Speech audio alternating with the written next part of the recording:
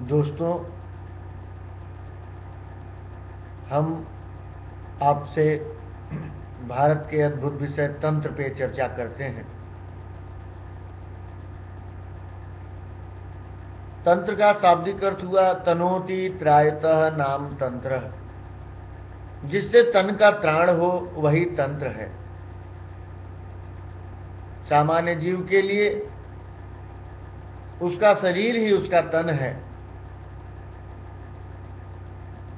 बृहद मानव के लिए उसका तन पूरे परिवार में समाया है। उससे बड़े मानव का तन अपने पूरे मोहल्ले में समाया है। उससे भी बड़ा मानव है, उसका तन पूरे नगर में समाया है। जो उससे भी बड़ा मानव है, उसका तन प्रदेश में समाया है। उसके बाद एक महामानव है जिसके तन में पूरा राष्ट्र ही समाया है। एक है परमहंस जो संपूर्ण विश्व को एकाग्र करके रखा है अपने में। तो दोस्तों, हम शुरू करते हैं तंत्र। यह अद्भुत विषय युगों से बुद्धजन को आकर्षित करता रहा। शंकाएं, आशंकाएं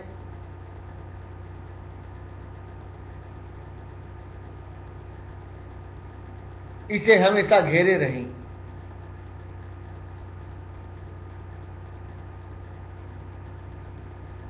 दोस्तों, किसी समय में नेपाल महान हिंदू राष्ट्र था। तंत्र, अध्यात्म, योग, विविध प्राकृतिक क्रियाओं को संचालित करने की गतिविधियों का मूल स्थान भी था। जब भी वहां कोई राजा नियुक्त होता, उसका भविष्य पहले से निर्धारित कर दिया जाता।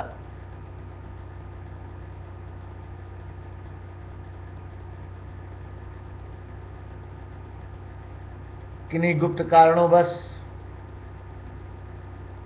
राजा महेंद्र ने तंत्र के विद्यालयों, महान तांत्रिकों का वध करा के उनके श्राप से संपूर्ण नेपाल को ही आप्लावित कर दिया, जिसका परिणाम आने वाले युगों में देखने को मिला। तो दोस्तों, भारतीय मनीषियों ने बताया, शरीर एक अद्भुत यंत्र है। Body is a special instrument of God, just like that a computer.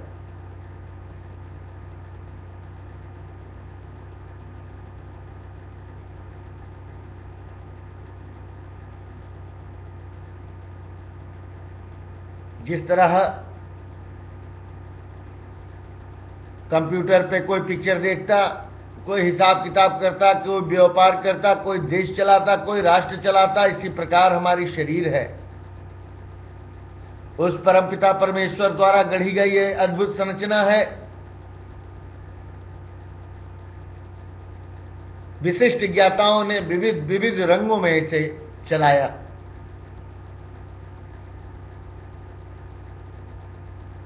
तंत्र उन्हीं गतिविधियों पे विचार करना, संचालित करना, नियंत्रित करना और संतुलन बनाए रखने की प्रक्रिया सिखाता है। भारतीय तंत्र सदैव से ही मानव के कल्याण हेतु प्रयुक्त हुआ। भारतीय संत महात्माओं, मनीषियों ने इसे उद्घाटित ही मानव कल्याण के लिए किया था। जब जब ये विद्याएं दुष्टों के हाथ गईं, जब जब ये विद्याएं कुसंगतियों का शिकार हुई, तब तक मित्रों, जिस प्रकार सब्जी काटने वाली चाकू से गर्दन भी काटी जा सकती, उसी प्रकार दुष्टों ने इसका प्रयोग किया। 1000 साल की गुलामी ने इसका रूप और विद्रूप कर दिया।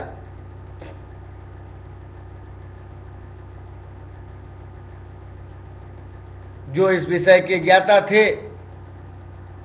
या तो वो हेय समझने लगे स्वयं को, या स्वयं ही विलुप्त हो गए। मित्रों,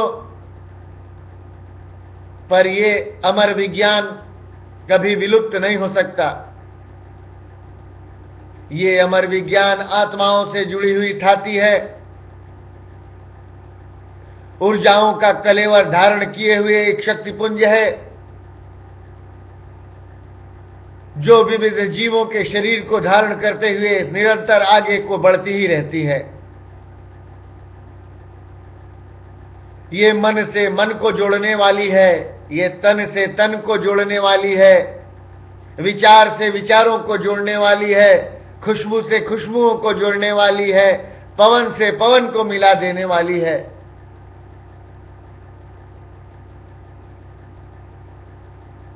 इन महान विद्याओं को जीव जंतु और प्रकृति जगत के कल्याण हेतु ही उद्घाटित किया गया था। दुष्ट, दुष्चरित्र और अपसंस्कृत के लोभियों ने जब जब इन विद्याओं का बलात् प्रयोग किया,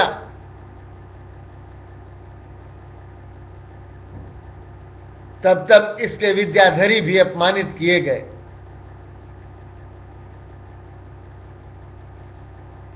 मित्रों,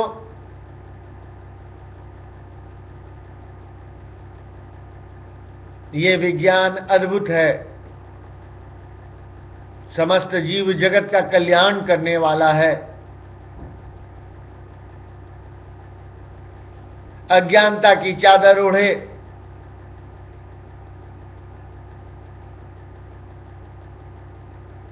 और मूर्खता का चश्मा लगा के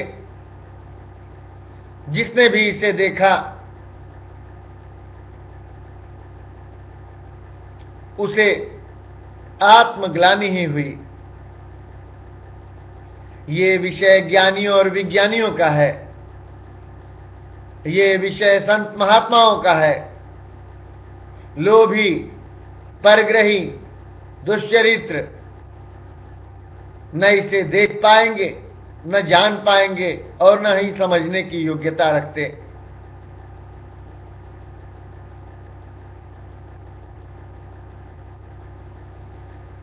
जिस प्रकार अच्छा डॉक्टर बनने के लिए शरीर के प्रति भावनाओं को बदल के स्त्री पुरुष की भावनाओं का निस्तारण करके ही अच्छा डॉक्टर बना जा सकता, उसी प्रकार तंत्र भी भेदोपभेद से परे है। तंत्र चरित्रहीन, मूर्ख, नशा करने वाले और पाखंडियों का सहयोगी नहीं हो सकता। तंत्र सदैव से ही समस्त प्रकृति को अपने में बांधने की शक्तियों को सजेए हुए है।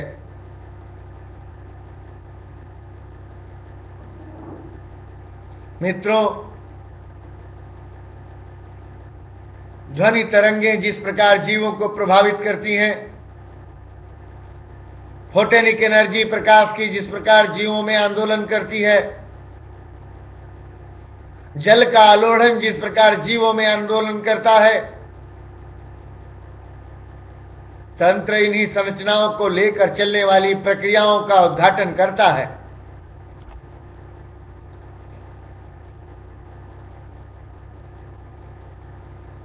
जब सामान्य वस्तु के क्रियान्वयन को हम जांचते हैं, उनकी गतिविधियों को देखते हैं जो मानवकृत हैं, तो हमें आश्चर्य होता तो निश्चय ही ये परम पुरुषों द्वारा कृत मानव शरीर अद्भुत ही है।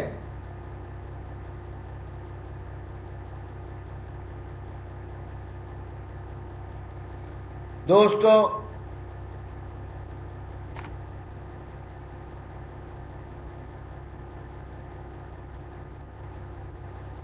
जब जब प्रकृति पे, मानव जाति पे, जीव जगत पे आघात हुआ, तब तब मनुष्यों ने इन विद्याओं का प्रादुर्भाव किया। जब जब मानव जातियां अंधकार के गर्त की ओर समाने लगी, तब तब तंत्र ने इन्हें मार्ग दिखाया।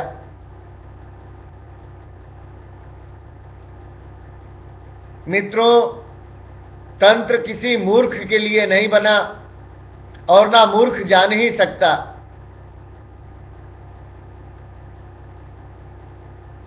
उत्तम कुल, उत्तम चरित्र, उत्तम वंश और उत्तम ज्ञान ही इसके लिए सर्वोपरि आवश्यक है। यदि ये नहीं है तो तंत्र हो ही नहीं सकता। यदि ये नहीं है तो कोई तांत्रिक हो ही नहीं सकता। जो ज्योतिष ना जाने उसका तंत्र व्याख्यान निश्चय ही अधूरा और पाखंड है। जो अध्यात्म न जाने उसका ज्योतिष करना भी पाखंड ही है। मित्रों, अध्यात्म का मतलब है आत्मा से आत्मा में रमण करना, जीव से जीव का साक्षात्कार करना, कराना, आत्मा से आत्मा का साक्षात्कार कराना।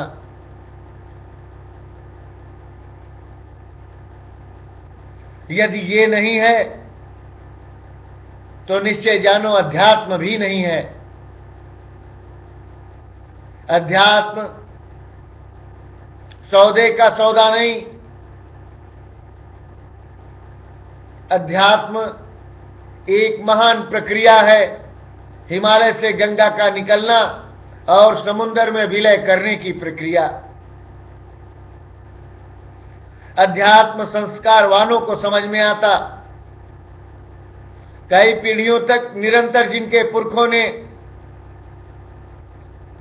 धन, धर्म और धैर्य का बलिदान किया है, धन, धर्म और धैर्य का दान किया है, ये उन्हें ही समझ में आता और ये उन्हीं के योग्य होता।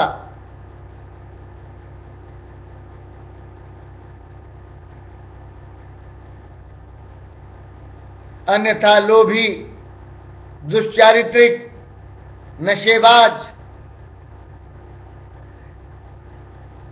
इस विषय को लेकर वैसे ही आचरण करेगा जैसे बंदर के हाथ में उस तरह देने पे होता है।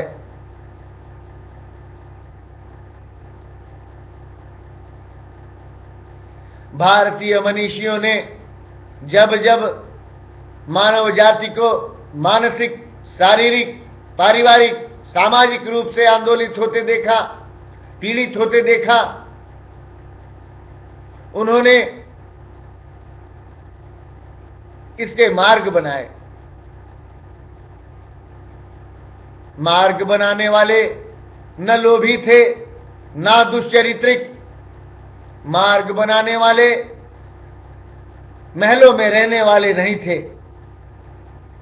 मार्गों का निर्धारण करने वाले वो सच्चे पथिक थे जो स्वयं चल के ही राह के कांटों को देखते थे, जो स्वयं चल के ही राह के दुश्वारियों को देखते थे और उन्होंने ही इन मार्गों का निर्धारण किया। मित्रों, भारतीय तंत्र अद्भुत है। कादिहादि मदालसा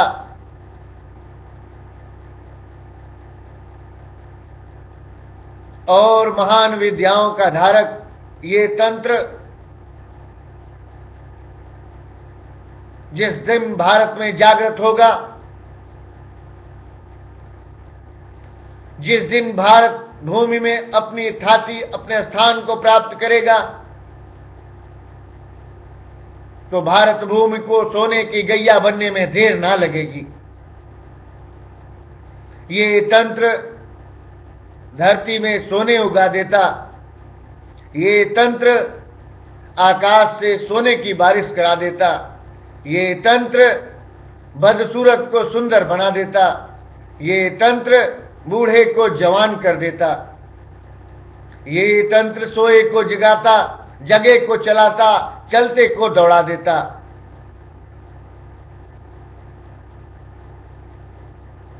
मित्रों,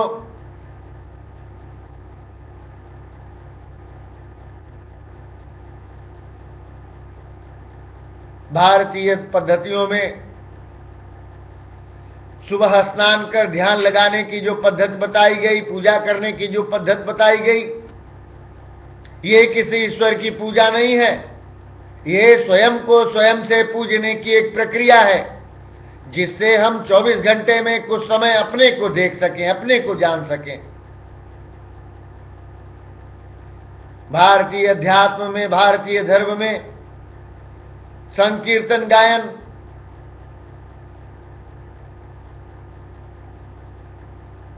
एक विशिष्ट औषधि है, जो मानसिक, शारीरिक, सामाजिक उत्थान का कारक है।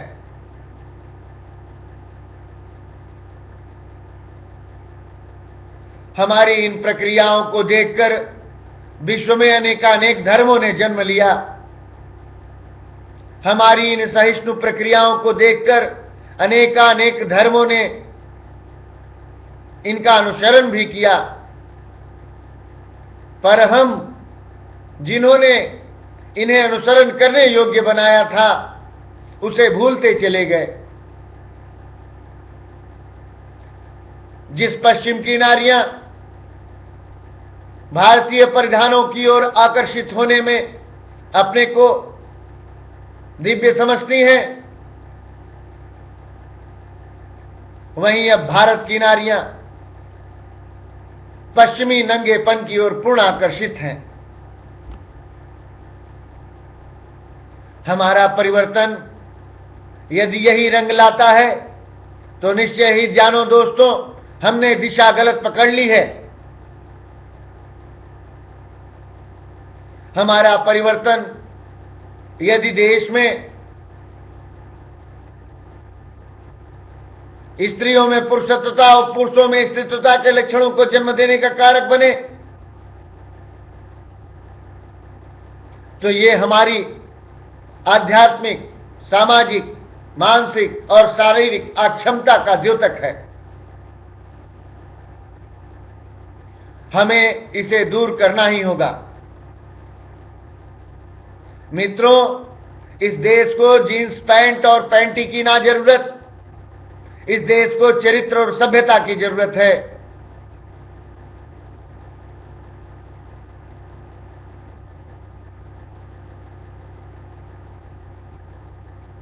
जब जब हम दिखावेपन का भौड़ा नाच करेंगे, तब तब हमें अपराध और अपराधियों का सामना करना ही पड़ेगा।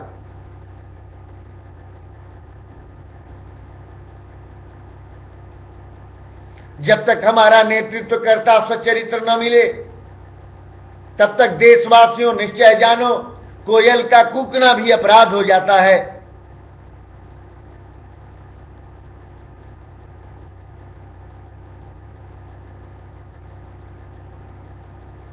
नेतृत्व यदि ठीक नहीं है, नेतृत्व यदि अपने को स्वयं न जानने वाला होगा, तो निश्चित ही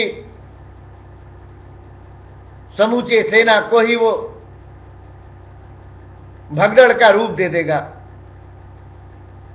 और ऐसी अवस्थाएं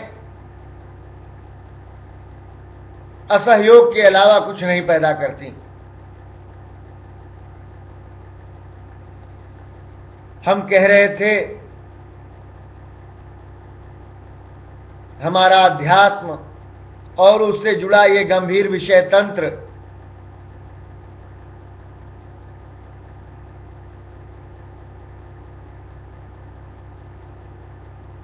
रेडियो एक्टिव ऊर्जाएं हर जगह भरी पड़ी हैं। हमारे शरीर के औरा से विभिन्न तरंगें प्रस्फुटित होती ही रहती हैं। जब तक हम उनका संचय करना नहीं सीखेंगे, तब तक हम उसको प्रक्षेपण करने की योग्यता भी नहीं रखेंगे। दोस्तों, इन तरंगों का जितना जो संचय कर लेता है और जितना ही प्रखर गुरु माध्यम धारण करता है, उतना ही उसकी मानसिक तरंगें प्रकृति में आंदोलन पैदा करने वाली हो जाती हैं। इसलिए दोस्तों, तंत्र निश्चय ही तन का त्राण करने के लिए बना है। तंत्र से समस्त तन का त्राण होता है। ये निर्धारित करता है किस स्तर का तांत्रिक है, किस स्तर का तंत्र जानने वाला है। इसलिए दोस्तों,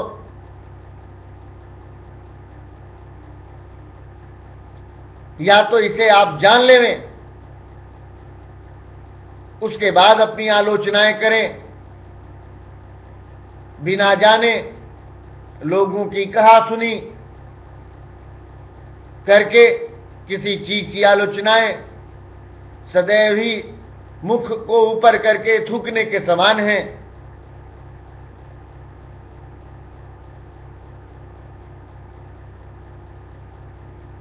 जब तक किसी विषय को जाना ना जाए, निश्चय जानो उसके आलोचना की योग्यता ना होती। इसलिए निश्चय ही आलोचना करने के लिए आवश्यक है उस विषय को गहराई से जाना जाए। अन्यथा ये विषय ही तरंगों का है, ये विषय ही ऊर्जाओं का है। आपका प्रतिरोध स्वयं के कष्टों का कारण न बन जाए। आपकी अज्ञानता स्वयं के परेशानियों का कारण न बन जाए। आपकी अज्ञानताएं आपके परिवार के समूल को कष्ट न देने लगें। इसलिए मित्रों,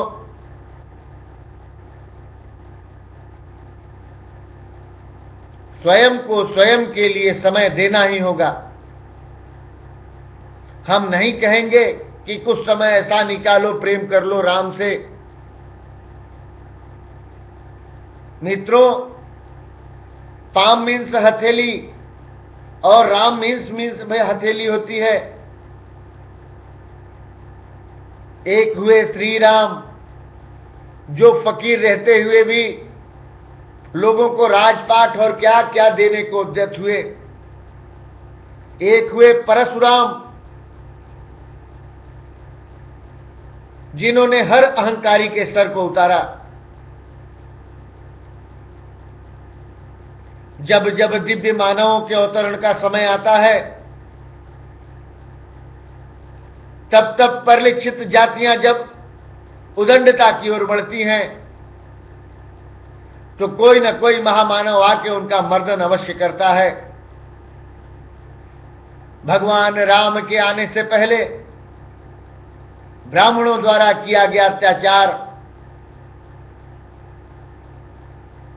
और ब्राह्मणों द्वारा अहंकार में बरता गया कर्तव्य असहनीय था। उन्हें रोका न गया होता तो प्रभु राम का अवतरण ही परेशानियों का कारण बन जाता। दुर्वासा जैसे ब्रह्मर्षि का जन्म हुआ। उन्होंने बड़े बड़े अहंकारी ब्राह्मणों के मान का मर्दन किया, उनके अहंकार को मिट्टी में मिला दिया। जो क्षत्रिय जातियां थीं, जिनका मद इतना बढ़ गया था, जो अपनी तलवारों की शय में ही सबको रखते थे, निश्चय ही प्रभु राम के रास्ते में बाधा का कारक बनते। उनके समस्त समूल को ही परशुराम ने अपने फरसा से अलग कर दिया।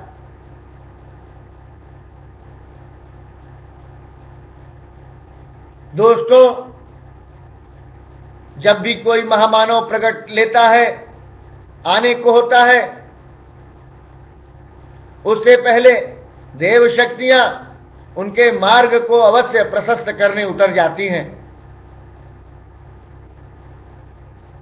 इसलिए दोस्तों, महाकाल का अवतरण हो चुका है और वो अपनी गतियां त्यागने वाले नहीं। जितनी जल्दी, जिस तरह से जो जहां जैसे सुधर सके, मानव हिताय, प्रकृति हिताय बना सके, स्वयं से प्रक्रिया से जुड़ जाए, जग पड़े। अन्यथा सैलाब तो आएगा ही। जिसकी नावें होंगी, सैलाब में वो किनारा पाएगा। जो तैरना जानेगा, सैलाब में वो किनारा पाएगा। लेकिन जो देखते रह जाएंगे, अपने साथ अपनों को भी ले जाएंगे। इसलिए मित्रों, बेकार की बहस त्याग कर अपने राष्ट्र की शक्ति और अपने राष्ट्र के कुल पुरखों का ध्यान करिए। उनके इशारों को आगे बढ़ाइए। कब तक आप अपने और अपनों पे थूकते रहेंगे?